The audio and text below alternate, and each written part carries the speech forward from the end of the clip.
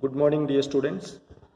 In this video, you will learn direct and indirect speech. In the last video class, you learned 5 examples for direct and indirect speech. Again, I give you 5 examples in this video so that you can understand this thoroughly.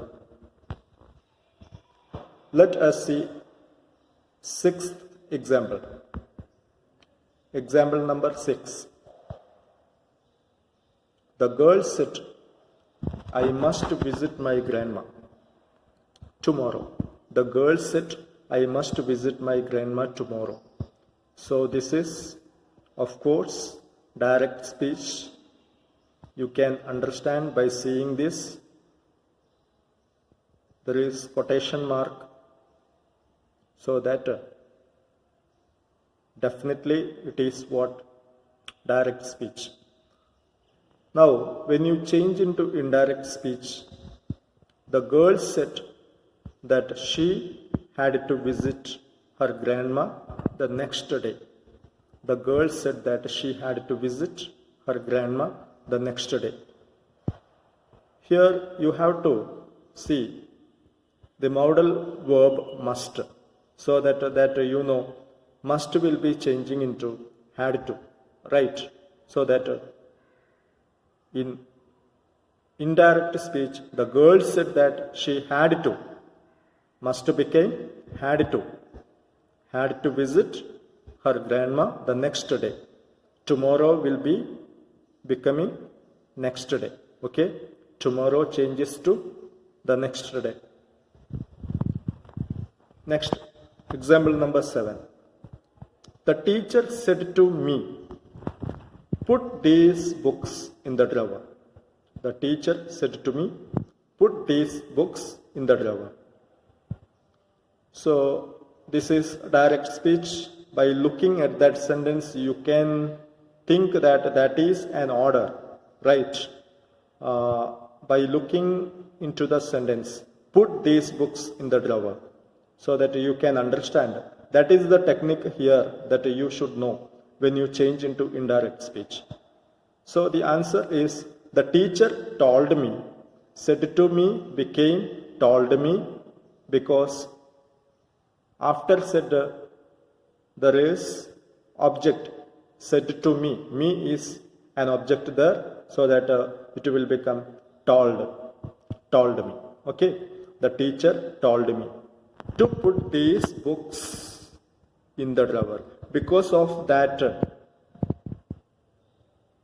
that is a comment or an order, so that you have to write like this. Put these books in the drawer. Once again, the teacher told me to put these books in the drawer. Okay? So you should not add here conjunction that. Okay?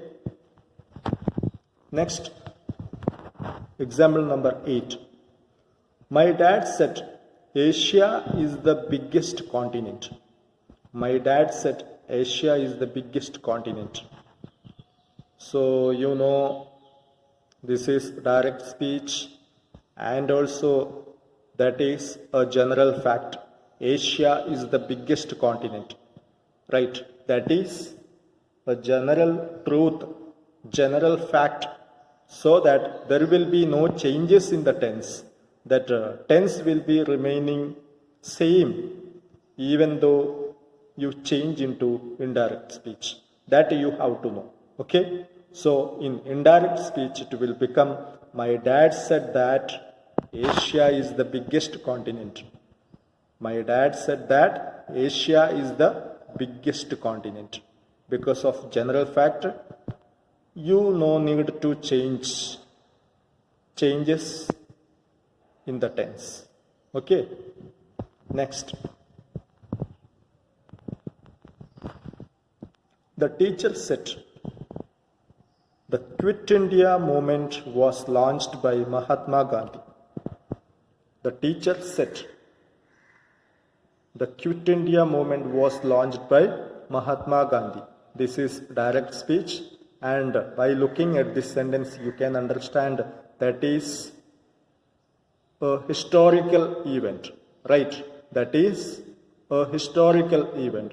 So that here also you should not do changes in the tense. Okay? When you change into indirect speech, this sentence will become, the teacher said that the Quit India movement was launched by Mahatma Gandhi. There is no changes in the tense because that is a historical event. Okay? So wherever you see historical events or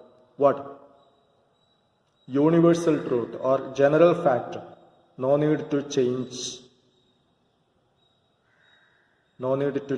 the tense. Okay? Next. He says, I am intelligent. He says, I am intelligent. So here, you have to think, says is the reporting verb here. That you have to understand which tense it is. It is present tense, right? If the reporting verb in the present tense, simple present tense, then you should not change the speech into the past tense. No need to do changes in the tense. Okay? So, look at this sentence. He says, I am intelligent. That is direct speech. When you make indirect speech, it will become, he says that he is intelligent. He says that he is intelligent. I hope you understood. He says, I am intelligent. That is, says is the reporting verb. That is in the present tense, so that we should not do changes in the tense in the indirect speech. Okay? Remember. In the next video class, we will be learning some more examples so that you can understand and get all the techniques and ideas of direct and indirect speech. And dear students, write these notes in your English classwork in the grammar section. Okay? Thank you.